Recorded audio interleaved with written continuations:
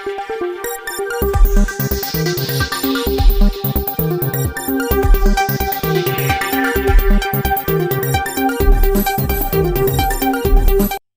મિત્રો, મારી એટીનું ચેનલમાં તમારું સ્વાગત છે। મિત્રો, દેશ દુનિયાની તાજા ખબર જાણવા માટે અમારી ચેનલને મિત્રો તમે અત્યારે સબસ્ક્રાઇબ કરી દેજો। જ્યાં મિત્રો અત્યારે હાલની સૌથી મોટી અને દુઃખદ ખબર મળી રહી છે। ભૂકંપને લઈને અત્યારે હાલ મોટા સમાચાર સામે આવી રહ્યા છે। આપણે જણાવી દઈએ કે કચ્છમાં આવ્યો ત્યારે મિત્રો મોટો ભૂકંપ। વિગતવાર વાત કરીએ તો કચ્છમાં ભૂકંપના આંચકા અનુભવતા સ્થાનિક લોકોમાં ભારે ફફડાટ અને ગભરાટનો માહોલ ફેલાયો છે।